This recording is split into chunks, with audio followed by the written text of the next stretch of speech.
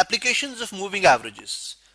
Moving averages का हमारी life में अगर आप देखें तो बहुत हद तक रोल है। अगर हम मुस्तकबिल के बारे में किसी भी तरह की पेशन गोई करना चाहते हैं, चाहे वो आज किसी कंपनी की सेल्स के मुतालिक हो, चाहे किसी स्कूल में जो पिछले 5 सालों से स्टूडेंट्स दाखिल हो रहे हैं उसकी बेसिस पे हम अगले साल कितने स्टूडेंट दाखिल हो सकते हैं उसकी पेशन गोई कर सकते हैं। ये सब हम मूविंग एवरेजेस के थ्रू कर सकते हैं अगर वो 2-3 साल की या 4 साल की प्रोडिक्शन करनी हो तो। हम इसको एग्जाम्पल्स के थ्रू देखते हैं कि हमारे पास कहां कहां पे एप्लीकेबल है। फर्ज करें हमारे पास एक कंपनी है, उसकी सेल्स का वॉल्यूम जो है हमें दिया गया है 2012 के अंदर 4.6 मिलियन, 2013 के अंदर 5.3 मिलियन, 2014, 2015 और 2016। ठीक है, अब इसको मैं यहां पे आपको शो कर देता हूं। मिसाल के तौर पे चलें यहां पे हम ग्राफ भी इसको कर लेंगे। अब देखिए मुझसे ये पूछा जाता है, या फॉर एग्जांपल मैं किसी कंपनी का मैनेजर हूं और मुझसे ये पूछा जा रहा है कि आप बताएं जी कि प्रिडिक्ट करें या पेशन गोई करें ऑन यानी on the basis of the data, जो पुराना डेटा है हमारे पास उसको इस्तेमाल करते हुए बताएं कि 2017 के अंदर और 2018 के अंदर जो है एक्सपेक्टेड कितना है सेल्स, यानी कितनी सेल्स होगी इस company X Y and Z की। ठीक है, अब मैं क्या करूंगा, मैं इस कंपनी का पिछला जो ट्रेंड है या पिछला जो बिहेवियर है वो देखता हूं। मिसाल के तौर पर मैं मूविंग एवरेज फाइंड आउट करूंगा फॉर यानी 5 इयर्स मूविंग एवरेज। चलें 5 इयर्स मूविंग एवरेज, मैं इसको आपको ये भी बताऊंगा कि हम इसको मूविंग एवरेज क्यों कहते हैं। 5 इयर्स मूविंग एवरेज, उसका तरीका कार क्या है, उसका फॉर्मूला क्या है कि मैं पिछले 5 साल जैसे 2012 है, 2013 है, 14 है, 15 है एंड 16 है, इन सब की सेल्स को ऐड करूंगा यानी 4.6 plus 5.3 plus 8.1 plus 7.8 and plus 8.3 और ये तमाम मिलियंस में डिवाइड कर दूंगा for 5 years 1 2 3 4 5 divided by 5 years. तो हम इसको यहां पे करते हैं on calculator. 4.6 plus 5.3 plus 8.1 plus 7.8 plus 8.3 equals this divided by 5, तो 6.82 मैं प्रोडिक्ट करता हूं जी 2017 में 6.82 मिलियन की जो सेल्स जो है वो एक्सपेक्टेड है। अब मुझे 2018 की भी प्रोडिक्ट करनी है, वो मैं कैसे करूंगा, अब यहां से जो एक मैं ड्रॉप करूंगा, इसलिए देखिए हम इसको मूविंग एवरेज कहते हैं क्योंकि अगले 5 इयर्स, अब इसमें मैं 17 को ऐड कर लूंगा और 2012 को ड्रॉप कर दूंगा। तो अब 2013, 2014, 15, 16 एंड 17 की मैं एवरेज लूंगा, जिसमें क्या होगा जी 5.3 plus 8.1 plus 7.8 plus 8.3 plus 6.82 divided by 5।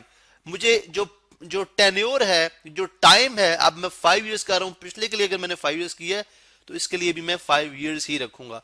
अब इसको हम करते हैं, इसको अगर आप देखें तो अब यूं करें, चलें 5.3 प्लस 8.1 प्लस 7.8 प्लस 8.3 और plus 6.82 equals this divided by 5 equals 7.264 7.264। अब देखिए मेरे लिए जो है वो 2018 के अंदर भी मैंने जो एक्सपेक्टेड सेल्स हो सकती हैं कंपनी की वो मैंने उसकी प्रोडिक्शन कर दी on the basis of moving averages. इसी तरह से लेट्स सपोज 2019 के अंदर अगर आप करना चाहते हैं तो आप 2013 को ड्रॉप करेंगे मूविंग एवरेजेस, इसको ड्रॉप करेंगे और 2018 को शामिल कर लेंगे। तो मतलब आप 2014, ठीक है 2004 कलर चेंज कर लेते हैं, 2014, 2015, 16, 17 एंड 18 इनकी एवरेज लेंगे और आपके पास 2019 की प्रोडिक्शन आ जाएगी कि हमारे पास सेल्स वॉल्यूम जो है वो एक्सपेक्टेडली कितना हो सकता है। अब देखिए ये चीज हमारे लिए किस लिए जरूरी है, मिसाल के तौर पर कंपनी एक्स वाई जेड जो है उसको फंडिंग चाहिए या उसको एक्सपैंड करना है, अपने आप को एक्सपैंड करना है, तो जाहिर है कि एक्सपैंड करने के लिए कंपनी को अगर उसकी परफॉर्मेंस अच्छी होगी तो जितने शेयर होल्डर्स हैं, जितने जो इन्वेस्टर्स हैं, जो मुख्तलिफ बिजनेसेस के अंदर पैसे इन्वेस्ट करते हैं, वो जब इस कंपनी की इस प्रोडिक्शन को देखेंगे जी कि प्रीवियस परफॉर्मेंसेस की बेस पे 2017 में इसका सेल्स वॉल्यूम इतना होगा, 2018 में इतना होगा, तो अगर इसकी कंडीशन अच्छी होगी तो जाहिर है वो इस कंपनी में इन्वेस्ट करेंगे। ठीक है, इस कंपनी में अपनी इन्वेस्टमेंट कर सकते हैं। इसी तरह से ना सिर्फ इंडस्ट्री के अंदर, बल्कि अगर आप जब कंपनी के स्टॉक्स की बात होती है तो उसके अंदर भी अगर आप देखें तो प्रॉफिट के ऊपर भी जो है वो मूविंग एवरेजेस का कॉन्सेप्ट अप्लाई कर सकते हैं। ठीक है, कि इस कंपनी का पिछले 5 साल का या पिछले 10 साल का, पिछले 15 साल का प्रॉफिट क्या था और अगले आने वाले सालों में इसका प्रॉफिट जो है वो क्या हो सकता है। या अगर आप स्कूल्स की बात करें, एक स्कूल है, ठीक है, स्कूल के अंदर मैं स्ट्रेंथ देखता हूं बच्चों की जी, ये स्कूल है जिसमें 2012 के अंदर जो है वो जो लेट्स सपोज 100 स्टूडेंट्स जो है वो एनरोल हुए। ठीक है, 100 स्टूडेंट्स एनरोल हुए, नए स्टूडेंट्स। 2013 के अंदर हमारे पास जो है वो 150 स्टूडेंट्स एनरोल हुए। ठीक है, 150 स्टूडेंट्स एनरोल हुए। इसी तरह से 2014 के अंदर जो है वो 60 स्टूडेंट्स एनरोल हुए। ठीक है, और इसी तरह से 2015 के अंदर हमारे पास लेट्स सपोज 90 स्टूडेंट्स एनरोल हुए। और इसी तरह से 2016 की भी बात की जा सकती है। या चलें इसी डेटा की बेसिस के ऊपर हमसे पूछा जा रहा है जी बताएं 2016 के अंदर कितने स्टूडेंट एक्सपेक्टेड है। अब जाइए कि डेटा गिवन हमारे पास कम है तो इसकी बेसिस पे हम 3 की भी कर सकते हैं।